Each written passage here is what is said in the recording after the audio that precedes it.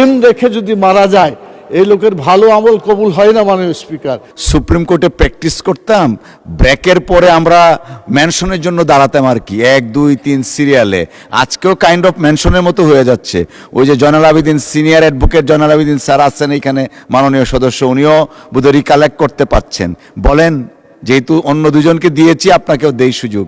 জি ধন্যবাদ মাননীয় স্পিকার।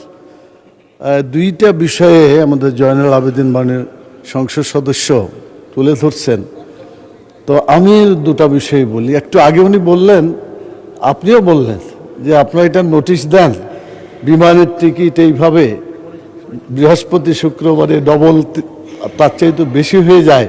আর সাধারণত এটার ব্যাপারে একটা যে জুলুম চলছে, এই জুলুমের বিরুদ্ধে আমি একটা নোটিশ দিয়েছিলাম মাননীয় স্পিকার। আপনি ছিলেন না, আমাদের স্পিকার সাহেব ছিলেন, তো তিনি এটা দেওয়ার পরে বললেন বিষয়টা উনি পড়েছেন কিন্তু এটার ব্যাপারে কোনো রায় দেন নাই। তা আমি মনে করি এটা আলোচনার যোগ্য একটা বিষয়। আমি ওনাকে ধন্যবাদ জানাই মাননীয় সংসদ সদস্য ওঠার জন্য। এটা একটা ফয়সালা হওয়া উচিত মাননীয় স্পিকার। এতগুলা জাতীয় সংসদ সদস্য যারা আছেন প্রত্যেকেই প্রায় বিমানে যাতায়াত করেন, তা এটা একটা মজলুম, শুধু আমরা নই, সাধারণ মানুষও তারা জর্জরিত। দ্বিতীয় যে পয়েন্টটা, এটা আমাদের বিরুদ্ধে হয়তো যাবে, গেলেও বলতে হবে, হক কথা অনেক সময় তিতা হয়।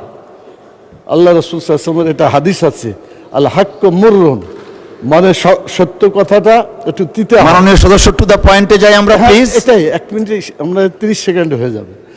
মাননীয় সংসদ সদস্য, আমরা যারা এখানে আছি যারা পুরাতন সংসদ সদস্য, তাদের কাছেও এই টেলিফোন বাবদ, তারপরে বাড়ি ভাড়া বাবদ আমার তো মনে হয় যে অনেক পাওনা আছে, ডিফল্টার অবস্থায় আছে।